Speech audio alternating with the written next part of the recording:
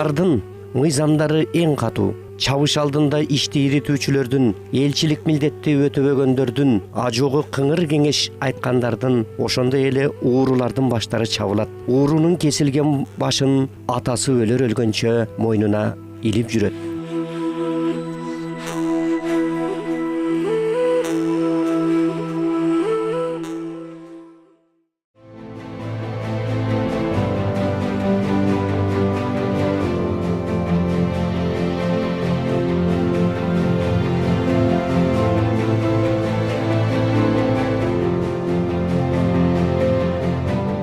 Ата мекен. Адам баласы канчалык бийиктиктерди багынтып, атак даңкка жетсе да, жер кыдырып, тентип кетсе да, мекенге болгон тартылуусу, ага болгон сагынычы, кусалыгы эч качан жоголбойт. Мекен бул адам баласынын алгачкы кадамын шилтеп аттанаар да, акыркы дем менен жыгылаар да жери, жашоонун башаты жана аягы. Анын баасы, тагыраагы баа жеткис болгону ошондон. Улуу инсан Исхак Разаков: мен үчүн жерлердин эң ыйыгы, эң кымбаты киндик каным тамган жер дегени анын дагы бир айкын далили. Бактыга жараша менин, биздин улуттук, этностук Кыргызстан деген мекенибиз бар. Аны кылымдар бою кылычтын мизи менен, найзанын учунда канжаны менен коргоп келе жаткан баатырларыбыз, түбөлүккө сыймыктанчу ата-бабаларыбыз жана алар жазып келе жаткан тарыхыбыз бар.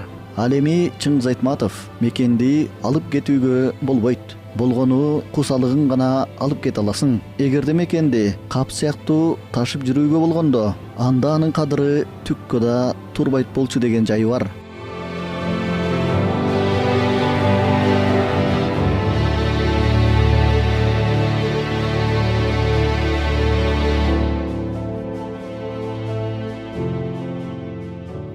Mekendin kuramına en birinci ар бир уруунун, көчмөн элдердин уруунун ошо жерде турган аймактарынын жерлери мөңгүдөн баштап тоо ташына чейин, ошонун ичинде жашап аткан, тоо ташта жашап аткан кайберендерден баштап табигат жаратылышка чейин, агып аткан суусуна чейин, чөбүнө чейин, ичинде жашап аткан кишилердин баардыгынын баары, бардын баарысынын деп коет. Ошонун баардыгын бириктирип мекен деп айтат. Менин мекеним дейт. Менин мекеним Ала тоо дейт.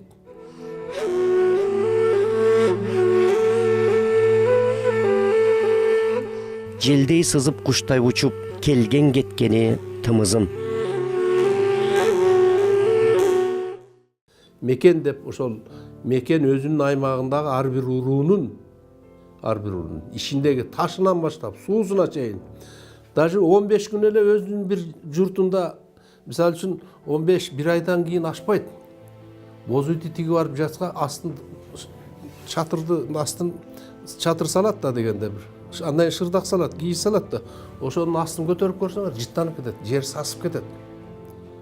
Ошон үчүн кыргыздар көчүп кетишкен ошол жерде.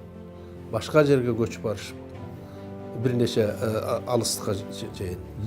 Малы менен айдап барып ошол жерге журт которушкан. Анан кетээрде булар тазалашып ошол жерде. Эмки жылы деле кайра ушул жерге келебиз. Ушул жер таза боюнча калсын деп, азыркыча айтканда ыплас мусорлордун баарын чогултуруп, өрттөп, көмчүсүн көп, таптаза болуп жашаган эл. Дүйнө жүзүндө жалгыз кыргыз эл биз болуп эсептелебиз.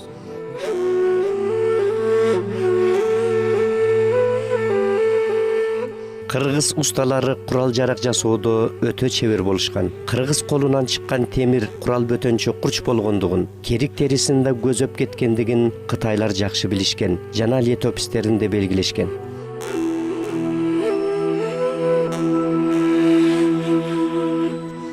Мекендеп илгери көчмөн элдер уруу болуп бөлүнүшүп жашашкан, мисалы үчүн. Мына бул жер азыктардын аймагы болсо, жанындагы солтолордун аймагы, жанындагы кыдыршаандын аймактары, жанындагы абаттардын аймагы, анын жанындагы саруулардын аймагы болуп, ушундай жалпы аймактар уруулардын аймактарына бөлүнгөн. Анан алал уруулар бири-бирине киришкен эмес. башка көчмөн элдер, эң байыркы көчмөн элдер бири-биринин аймактарына кирген эмес. Ошол аймактарында жашаган макулуктардан баштап, өзүлөрү пенде болуп ичинде жашап атат да. Макулуктардан баштап бүт жаратылыш ошолорго гана таандык болгон да. Ошон үчүн кийиктерин да аттырган эмес.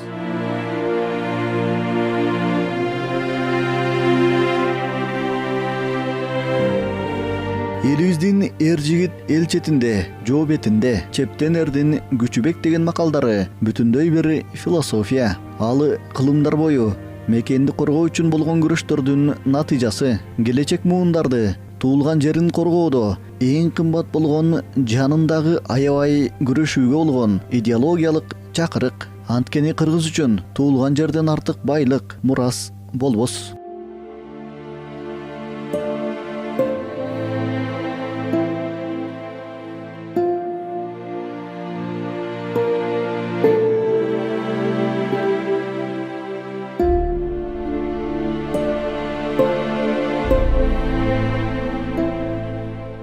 Мындай деп жазганда Ан-Насыр, Ирандын тарыхчысы.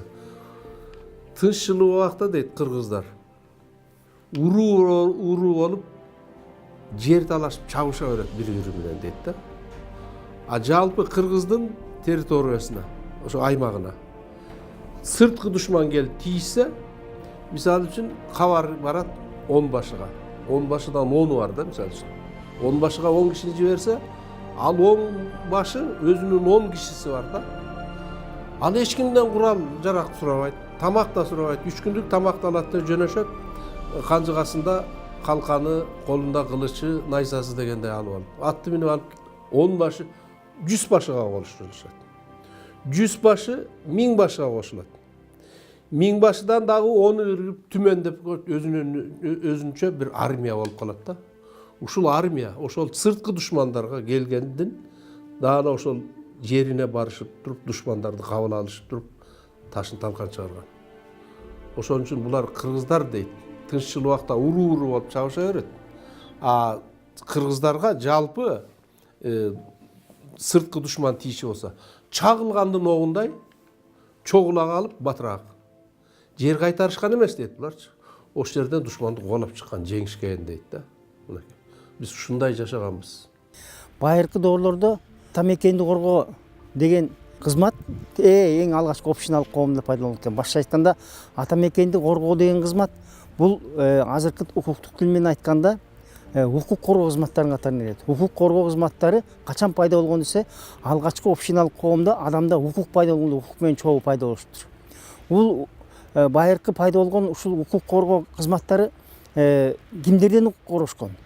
Бул укук коргоо кызматтары душмандардан коргошкон. Душмандар экиге бөлүнгөн экен. Сырткы душман, ички душман. Ушул байыркы доордогу мамлекеттерде бүгүнкү күнгө чейин атамекенин коргоо кызматтары болгонбу деген суроого биз ооба болгонбуз деп жооп беришибиз керек. Кыргыздардын байыркы доордон бери келген мекенин коргоо кызматы жөнүндөгү Манаста айтылган эле, Манаста сүрөттөлгөн эле окуяны карап көрсөк, Манас эпосунда кыргыздардын атамекенин коргоо кызматы бир ай ооз-эки айтып чалышкан эмес. Ал эми кыргыздардын ооз-эки санжарларында, ошондой эле ооз-эки тенже эпостордун баардыгында тең ушу атамекенди коргоо кызматтарын сүрөттөлүп көрсөтүлөт. Эми атамекенди коргоо кызматтары кимдер коргоп келишкен? Атамекенин коргоо кызматтары башка айтканда байыркы доордо жаралган деп атканыбыз, бул атамекендин кызматкерлери өздөрүнүн сырткы жоодон күрөшүүчү жана ички жоо менен күрөшүүчү болуп экиге бөлүнгөндүктөн, сырткы жоо менен күрөшүү жана ички жоо менен күрөшүү кызматтары эгиз сыяктуу болушкан. Сырткы жоо менен күрөшүүчү кызматтар ички жоо күчөгөн мезгилде ички жоого киришип, күрөшүүгө киришип, ал эми ички жоо менен күрөшүүчү кызматтар сырткы жоо менен күрөшүүгө катышкан.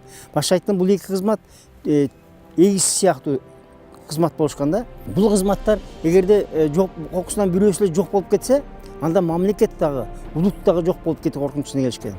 Биздин бул эки кызматтын жоокерлери өмүрлөрү ок учунда, найза учунда, кылыч мизинде, канжар мизинде болуп келген эле. Демек, бул байыркы доордон бери келген атамекендик коргоо кызматтары бул кыргыздардын ата бабасынан салт катары өтүп келген кийинки муунга бала бакырга өздөрүнүн муундарына небере чөбөрөлөр мыбыра тыбыраларына чейин бүгүнкү күнгө чейин салт катары өтүп келген ыйык улуу эрдикти сүйгөн баатыр кызмат болуп эсептелет. Мурун квота эмес, согушкачы ал кезде мен 2 жылга 5 жылга армияга алам деген закон болгон эмес, мыйзам болгон эмес. Элдик түшүнүк кайсы жерге жаңжал чыгып согуш болуп калса, ошол жерге ошо кыргыздар жетип барган. Эр жеткен, найза күн көтөрө алган, согуш алган, күрөш алган адам душмандар менен. Адамдар керек болсо 15 жаштан баштап 70 жашка чейин тың адамдар, улгайып калган кишилердин тыңдары кеткен, а жаштар бүт поголовно башма баш, азыркыча айтканда баарысы тең согушка катышкан жана эркектер.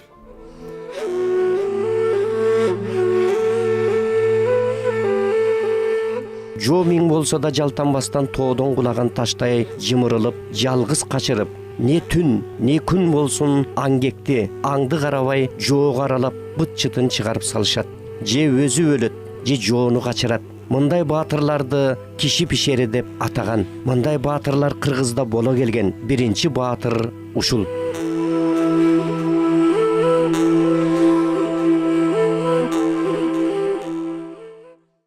Тынч заманда кыргыздар эч убакта тиги чегараны кол коргон эмес, такыр коргошкон эмес.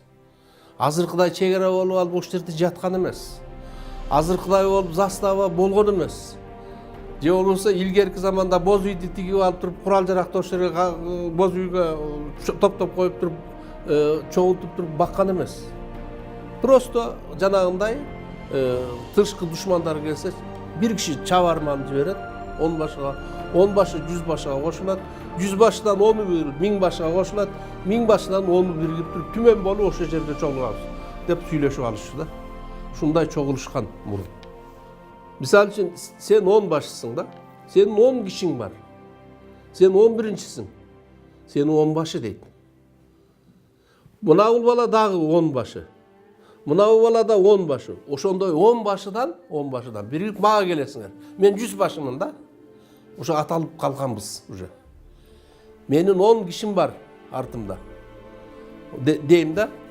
А кабар келсе, мен силерге кабар берип коем, же силер кабар келсе, силерге кабар келсе мага келип кошулуп, дагы ушундайдан 10дор 100 башы, өзүнөн өзү 1000 башыга барып кошулган.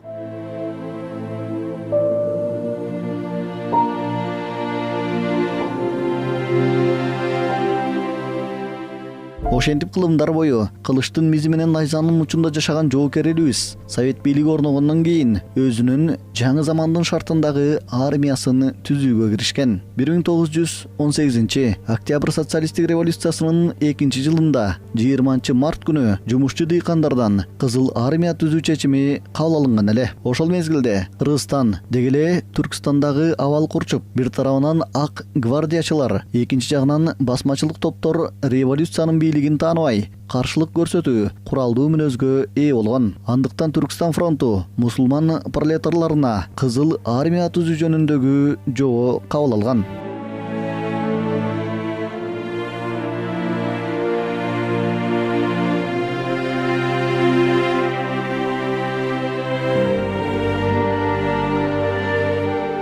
Мына ушул жобонун негизинде 18-жылдын жай айында Кыргызстанда кыргыз кызыл аскерлеринин отряддары түзүлө баштайт.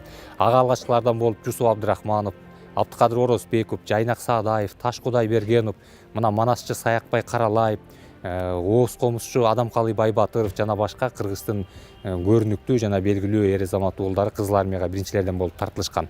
Ал эми ошол кезде кызыл армиянын алдындагы милдет ал мынтыкты көтөрүп, ошо тап душмандардан коргоо эмес, ошол жаңы түзүлгөн кеңеш бийлигине элди үгүттөөдө болгон. Ошол караңгы элдин маданиятын, сабатын көтөрүүдө иштери алардын алдында турган.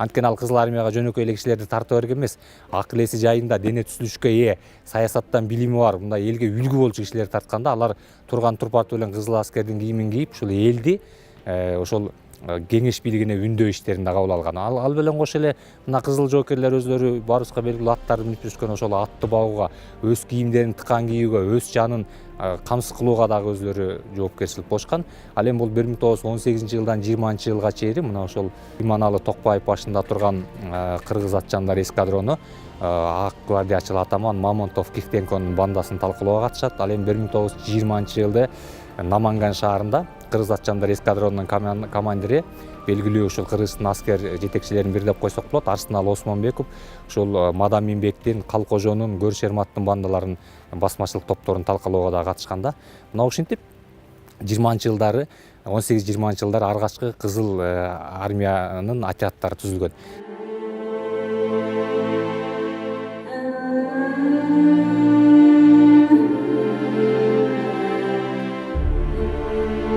Ал эми 1925 жылдын 27 июнунда ага чейин жарым болуп келген кыргыз атчандар эскадронун толук эскадронго айлантуу тууралуу токтом чыгат. Натыйжада эселтен эле ат үстүндө кылыч кармап келген элдин жаңы замандын шартындагы армиясы түптөлө баштаган.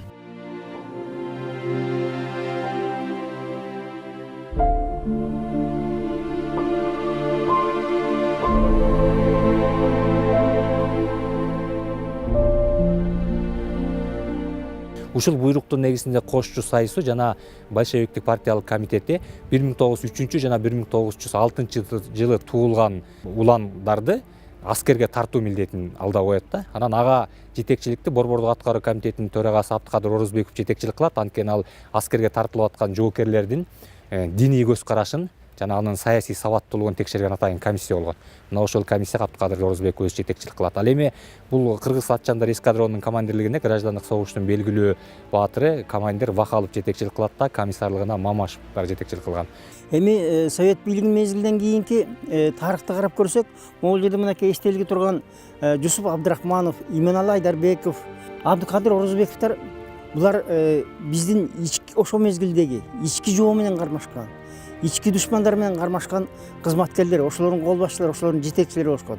Ошол совет мезгилинен кийинки кызматтарды карап көрсөк, мисалы үчүн Михаил Васильевич Фрунзе бул азыркы ички иштер министринин ички жоо менен кармашкан, ички душман менен салгылашкан кызматкерлердин башындагы ички иштер министри милдетин аткарган кызматкер болуп турат. Демек ошол совет мезгилиндеги жаңыдан уюштурулган совет мезгилиндеги кызматкерлер, аскер кызматкерлери. Могу мынакей Орус драма театрынын жанында 43 жоокер, ички 43 жоокердин сөөгү коюлган мүрзө эстелиги турат. Оштодо мисалы үчүн Ош шаарында борборунда администрациясынын эле жанында бир 30-40 метр жерде эле церковдун жанында 100ге жакын ички иштер аскерлерин, милиция кызматкерлеринин сөөктөрү коюлган мүрзө эстеликтер турат. Булардын баардыгы тең ошол мезгилдеги совет бийлигин, элдин бийлигин ички жоодон коргон аскер кызматкерлери болушкан. А кийин милицияда ошол мезгилден баштап кийинчерээк милиция деп аталышты. Азыр биздин мамлекетибиздеги структурада турган кызматтар булар сырткы жоодон коргонуучу жана ички жоодон коргонуучу аскер болуп бөлүнүп турат. 1925 жылы жанагы кыргыз атчандар эскадрону түзүлгөн мезгилде булар ага чейинки кызыл аскерлерибиз дагы бул ички граждандык согуш жүрүүдө, жарандык согуш. Ошол жердеги ак гвардиячылар менен ал эми ошол басмачылык топтор деп атабыз, мына ошол кеңеш бийлигине каршы болгон топтор менен күрөшүү менен бирге эле ошол эле бирдей эле убакта чек араны да коргошкон. Ал кезде чек араларда чек ара отряддары түзүлгөн. Аларды коргоо менен бирге ошол чек ара отряддары бир эле мезгилде келип айылдагы тынчтыкты коргоо менен кайра чек арада милдеттеринде чогулган. Ал жер кызыл армиянын ортосунда атайын чек арачылар деп да бөлүнгөн эмес, чек арачыларды атайын ЧК, чрезвычайный комитет ошолор маалыматы менен колгоп турушкан. Бир эле убакта басмачылык топтор менен күрөшүү менен чек араны да коргошкон булар. Анан эң негизгиси буларды ошол кезде аскерлик тактикадан өтө күчтүү тактикадан өткөргөн. 1925 жылы кыргыз атчандар эскадронунун аскерлик тактикадан өткөрүү үчүн атайын буйругунун негизинде мына Бишкек шаарына жакын Лебединовкодо өткөрүшөт дагы, Казакстандын Кордай шаарында, кайра ал жерден алып барып Өзбекстандын Ташкент шаарында өткөрөт дагы. Андан кийин ошо Түркмөнстандын Каракум чөлүндө 45 градустук аскердик ошол тактикадан өтүшкөн.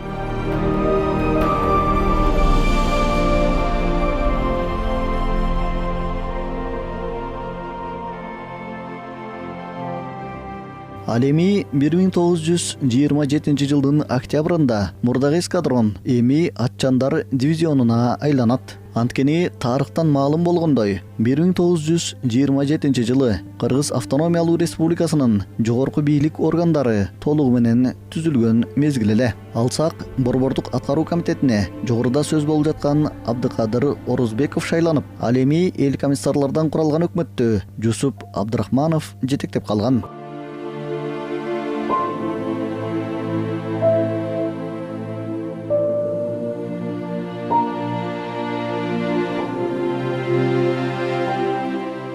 Дивизион болотта ага Кыргыз АСРнин Борбордук комитетинин алдындагы РККнын Кыргыз атчандары деген атайын ысым берилет.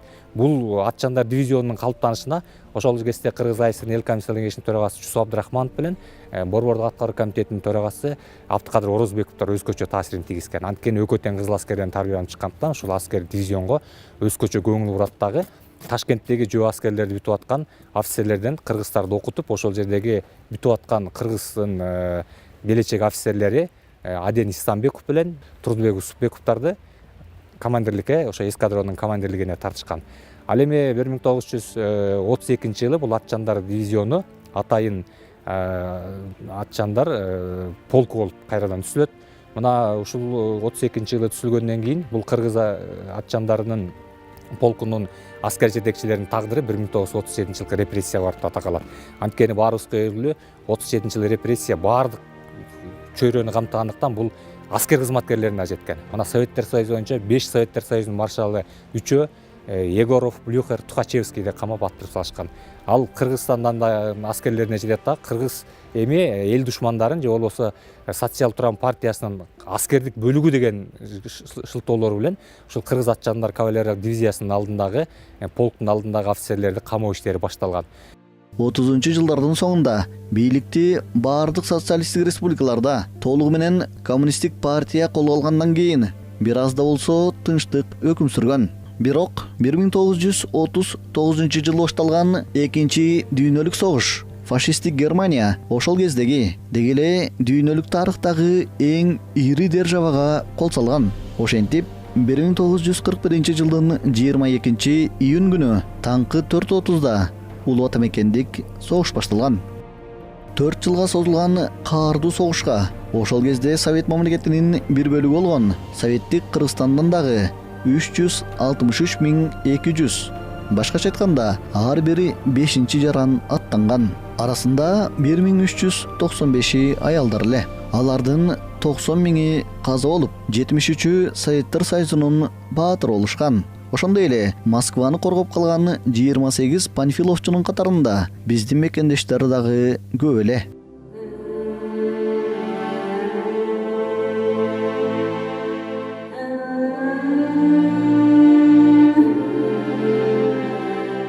Эми сөздү 23 февралдын тарыхына бурсак, 1918 октябрь социалисттик революциясынын 2-жылында Совет мамлекетинде жумушчу дыйкандардын Кызыл армиясы түзүлгөн. Ошол кездеги эң жогорку бийлик болгон Россия Советтик Федеративдик Социалисттик Республикасынын же биз РСФСР деп билген өлкөнүн эл комиссарлар совети атайын декрети менен аны мыйзамдуу түрдө бекиткен. Ошентип Россия империясынын армиясы толугу менен жоюлуп, анын ордун жаңы бийликтин жаңы аскер кызматы толуктаган эле.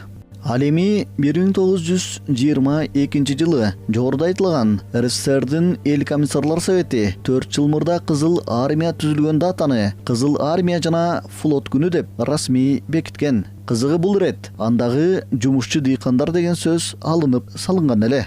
Ошол эле жылы Совет мамлекетинин чек арасы аныкталып, аны коргоочу атайын кызмат уюшулган. Ошентип Кызыл армия баштаган чек ара кызматынын тарыхы мамлекеттин өзүнүкү менен кошо жазыла баштаган. Совет бийлиги орногондон тарта анын армиясынын негизги багыты катары өлкөнү ички душмандардан коргоо болгон. Анткени сырткы душман менен болгон согуш биринчи дүйнөлүк менен кошо аяктаган эле. 20-30 жылдары Совет бийлигин бекемдөө өлкө ичиндеги баскынчыларга каршы согуш менен коштолгон.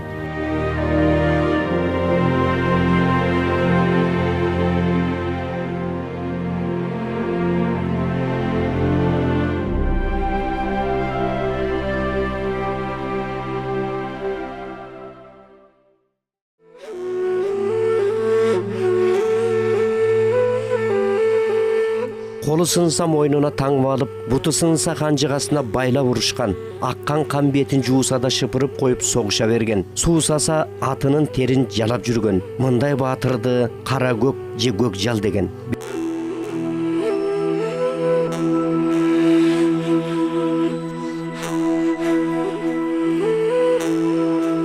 Ошол илимий кызматкерлердин эмгектерине карап көрсөк, армиянын түзүлүшүнүн эң башында биз чоң би деп жүрөбүз, ажо деп жүрөбүз, каган деп жүрөбүз, хан деп жүрөбүз. Ушул хандар өздөрү кол башчылык кызматты аткарышкан.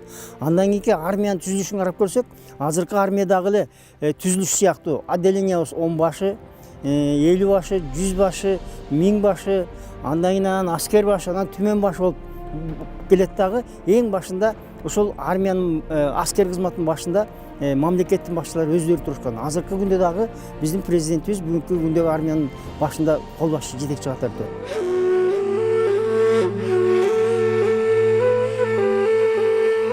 Ат ойноттум, кылыч кыны тулга албады. Бөрү койго чапкандай жого тийдим, өлөр батыр жалбарды.